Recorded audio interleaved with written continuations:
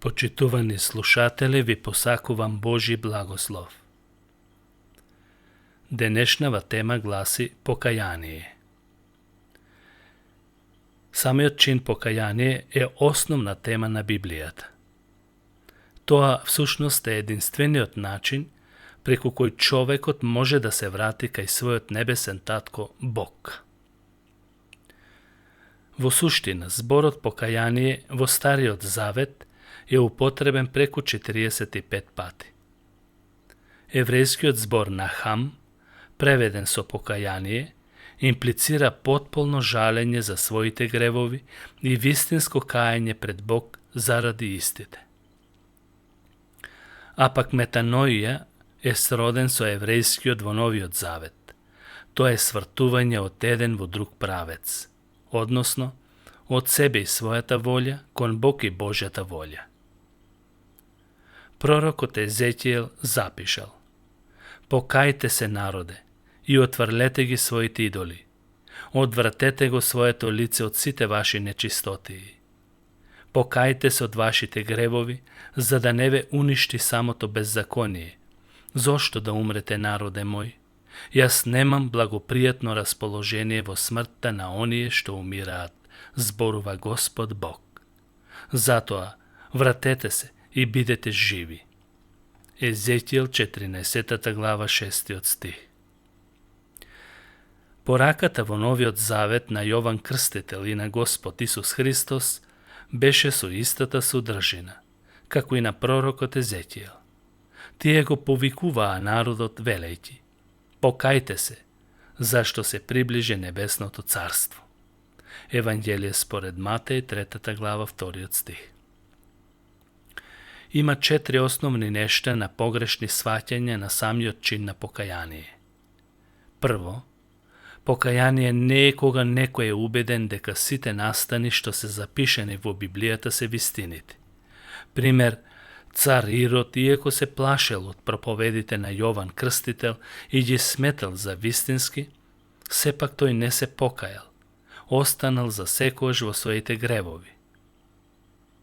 Второ, покаяние не е само сентиментален израз на жалење или некое побожно осудување за своите погрешки. Такви примери имаме во Стариот и во Новиот Завет.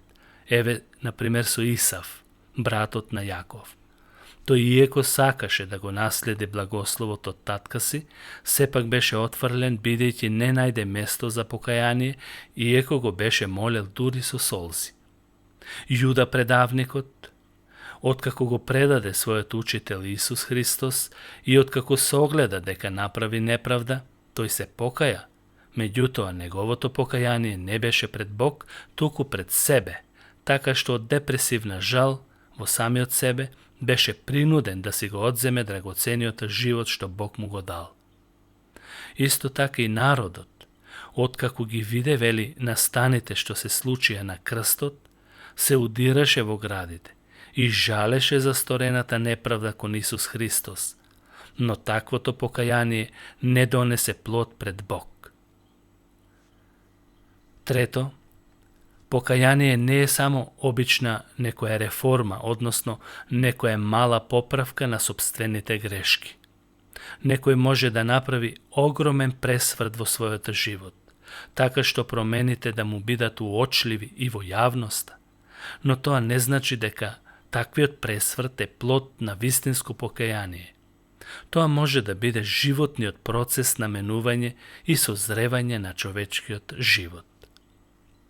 И четврто, покаяние не е затоа што некој ќе ги врши побожно своите обреди во својата локална црква. Тоа често пати луѓето го прават за задоволување и помирување на својата совест. Фарисеите тоа го правеа на најоригинален начин. Тие, иеко имаа обредни богослужби во синагогата, сепак Исус не им ги признаваше, бидејќи нивниот живот не се усогласуваше со Божјата волја и Божјите стандарди.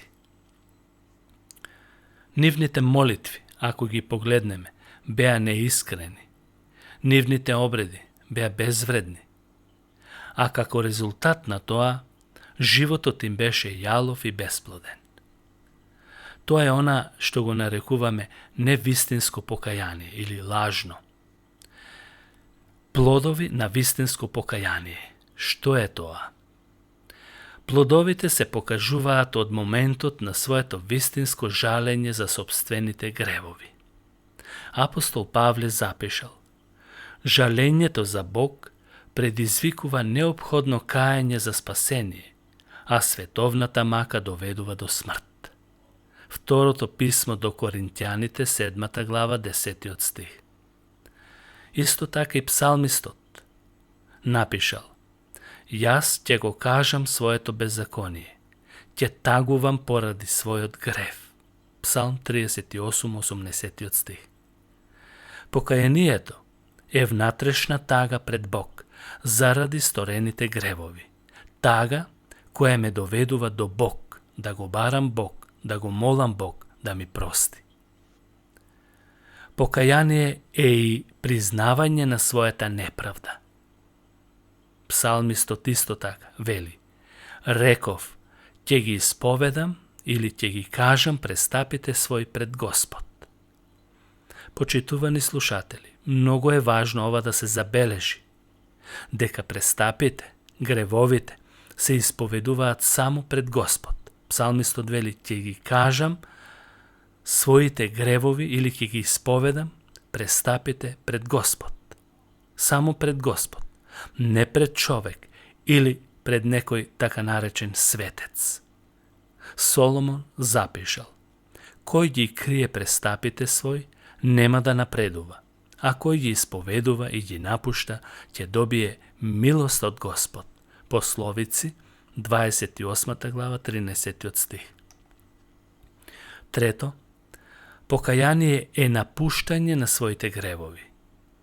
Не е доволно само да се жали за нив и да се исповедуваат пред Господ. Туку мора и треба потполно да се остават и никогаш повеќе да не се повторуваат истите грешки и гревови, за кои знаеме дека сме жалеле. Пророкот Исаија запишал: барајте го Господ додека може да се најде, повикувајте го додека е близу. Нечистиот нека го остави својот пат и неправедникот советот свој, нека се обрне кон Господ и ќе добие милост. Овде е употребен зборот нека го напушти, нека се отстрани, никогаш да не го повторува истиот грев. Ова е запишано во Исаија 55 глава 6 и 7 стих. И како четврто, вистинското покаяние е да го замразиш гревот и во себе и кај другите. Пророкот Езекиел запишал: ќе ве расеам по сите краишта на светот, се мисли за Израел, но пак ќе ве вратам во земјата на вашите татковци. И тој вели: таму ќе се сетите на вашите патишта и на сите ваши зли дела што од нив се онечистивте. И тогаш ќе се згнасите од самите себе и од вашите расипани постапки. Езекиел 20 глава 43 стих.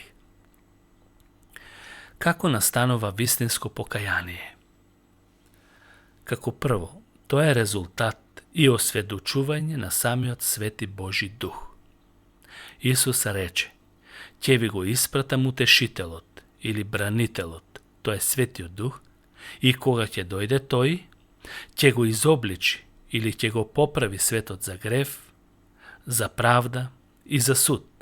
За грев дека не веруваат во мене, за правда зашто јас си одам при својот татко и веќе нема да ме видите, и за суд зашто принцот или сатаната на овој свет е осуден. Второ, на кој начин доаѓа или настанува покаяние? Преку зборот на Евангелието. Библијата е жив збор. Кога човек ја чита, не може да остане рамнодушен. Зборовите те бодат како со нож. Например, кога на денот на Педесетницата Петар му зборуваше на народот, тие од пораката беа толку нажалени, što na krajot rekоа: "Što da pravime za da se spasime?" Odgovorот беше: "Покајте се." Тоа подразбира дека самиот збор или самите зборови имаат сила да го менуваат животот. И трето, покајанието е Божи дар. Тоа не е човечка заслуга, за да не се пофали ниту еден човек. Бог го воскресна Христос од мртвите, за да му даде покаяние и опростување на гревовите на целиот Израел. Но тоа не се однесува само за тој народ, туку и за сите народи на земјината топка. И како четврто, покајанието понекогаш доаѓа преку Божја казна. Кој јас сакам, нив и ги карам, и ги казнувам. И така, биди ревностен и покај се. Откровение, 3 глава, 19 стих. Бог понекогаш тоа го прави преку болести, сиромаштија, непријателство, неспокојство и така натаму. Бог има разни методи и начини како да не доведе при Него. Затоа потребно е да се покаеме. Со самиот чин на покаяние се допираат интелектот, емоциите и волјата. Интелектот ги прима Божите информации и ги разработува. Емоциите тогаш се менуваат, а волјата се менува за да се служи на живиот и вистински Бог. Такви примери има многу во Библијата, како што се браќата на Јосиф, градот Ниневија, заблудениот син, па и ти доколку си се покајал. Што добива човекот преку самиот чин на покаяние? За возврат, човекот добива спасоносна вера, која му дава сигурност и надеж во животот. А што е многу важно, по смртта, тој се обезбедува вечен живот. Тоа е место каде што смртта ќе биде непозната, страдањата и болестите за секојаш заборавени, тој со таа вера ќе добие опростување на своите гревови, а тоа го дознава преку Светиот Дух, кој е гаранција и залог за вечниот живот. Тогаш Светиот Дух се добива во мигот кога човекот ќе се покае. И кога еден грешник се кае, тогаш сите ангели на небото се радуваат, што значи радоста ќе биде единствена животна преокупација во самото небо. Библиски тоа се нарекува ново раѓање, наново раѓање или нов живот во Исус Христос, како што апостол Павле рекол: "Кој е во Христос, тој е ново создание, старото помина, ете се стана ново."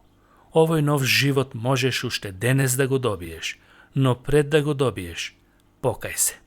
Бог да ве благослови, почитувани слушатели. Амин.